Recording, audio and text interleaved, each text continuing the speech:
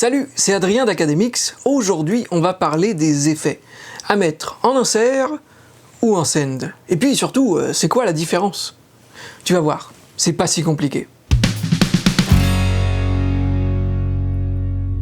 Avant toute chose, il faut savoir ce qu'est un effet en insert et un send, et surtout comprendre à quoi ça sert, pourquoi il y a les deux. Encore une fois, tout remonte à l'époque des consoles analogiques. Lorsque je suis sur une console et que je veux rajouter un effet de type dynamique, comme un compresseur par exemple, je veux y traiter entièrement mon signal. Donc l'idée, c'est d'insérer à un moment dans ma tranche de console mon compresseur, avant ou après l'EQ, peu importe, mais en tout cas c'est la volonté de prendre un signal, le router ailleurs, et ensuite le faire revenir pour qu'il puisse continuer son chemin comme avant. Donc j'y mets un compresseur, tout mon signal rentre entièrement dedans et y est traité. Pareil pour un EQ. J'ai la volonté en fait d'altérer entièrement mon signal grâce à mon insert, parce que j'insère dans ma chaîne audio un effet qui va altérer l'intégralité de mon signal.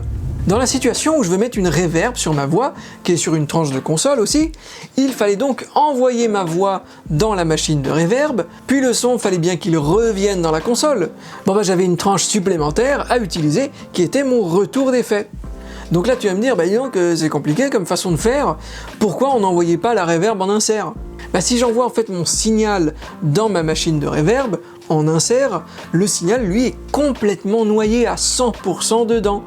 Aucun moyen de baisser le taux de reverb. Et oui, le fameux bouton Dry Wet est apparu avec les plugins.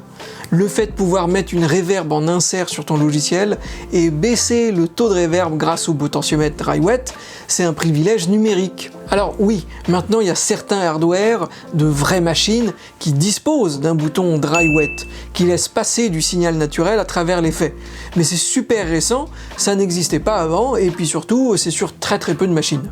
Donc il fallait envoyer la reverb, puis la récupérer sur une tranche de console, et comme ça on pouvait mélanger le signal naturel avec le signal traité. Bref, aujourd'hui c'est bien plus simple.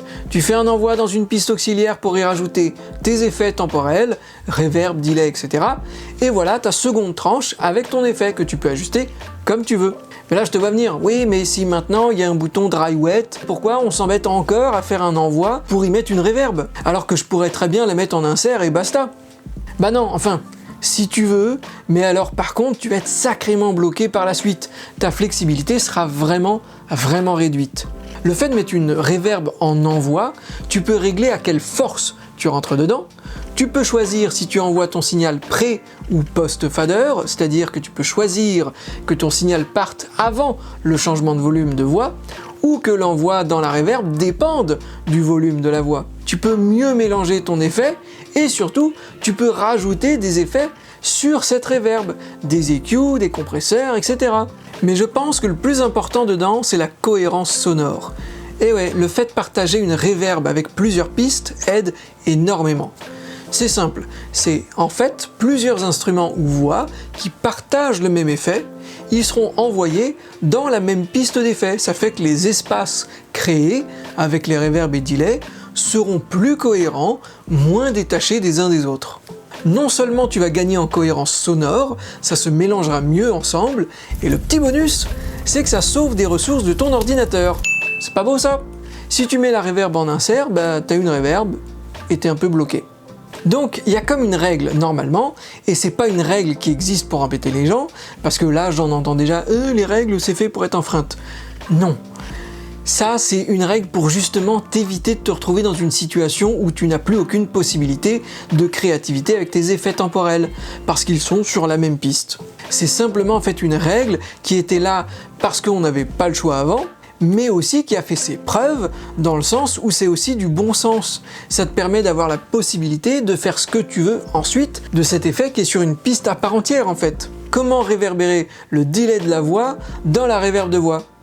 Bah en ayant une piste delay, une piste reverb, la voix dans le delay, la voix dans la reverb et le delay qui va aussi dans cette même reverb.